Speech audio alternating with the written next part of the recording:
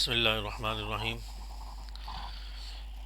ایک دن کی بات ہے کہ رسول اللہ صلی اللہ علیہ وسلم کی خدمت میں ایک صحابی حاضر ہوئے اور آ کر کہنے لگے، یا رسول اللہ، دنیا نے مجھ سے منہ موڑ لیا ہے اور میں قرضوں میں مبتلا ہو گیا ہوں۔ دنیا میرے لیے تنگ ہو گئی ہے۔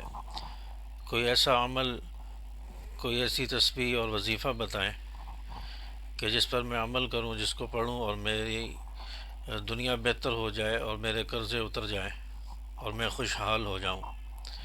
تو رسول اللہ صلی اللہ علیہ وسلم نے اس کو ایک تسبیح بتائی، ایک وظیفہ بتایا، اور وہ وظیفہ نہایت ہی آسان ہے۔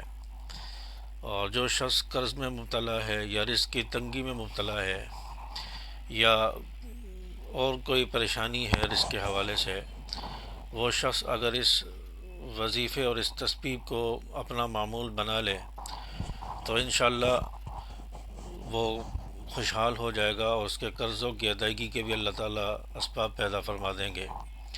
تو رسول اللہ صلی اللہ علیہ وسلم نے اس صحابی کو تسبیح بتائی، اور کچھ دن کے بعد وہ صحابی آپ صلی اللہ علیہ وسلم سے ملنے کے لیے آئے اور فرمانے لگے، یا رسول اللہ، جب سے میں نے وہ تسبیح اور وظیفہ شروع کیا ہے، دنیا اتنی زیادہ ہو گئی ہے کہ اب میرے لیے رکھنے کی جگہ نہیں ہے، اب اس کو سنبھالنا مشکل ہو گیا ہے۔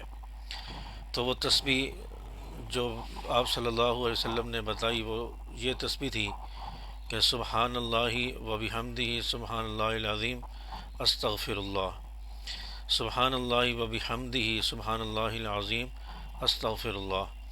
یہ تسبیح بتائی اور فرمایا کہ اس کو فجر کی سنتوں اور فرضوں کے درمیان 100 مرتبہ پڑھ لیا کرو۔ ہر روز فجر کی سنتوں اور فرضوں کے درمیان 100 مرتبہ اس تسبیح کو پڑھ لیا کرو، تو انشاءاللہ دنیا آپ کے قدموں میں آ جائے گی اور آپ کے رزق میں برکتیں ہو جائیں گی۔ چنانچہ اس تسبیح کو فجر کی سنتیں پڑھنے کے بعد اگر فرض جماعت میں وقت باقی ہے تو جو درمیان کا وقت ہے سنتیں پڑھنے کے بعد، اس میں 100 مرتبہ پڑھ لیا جائے۔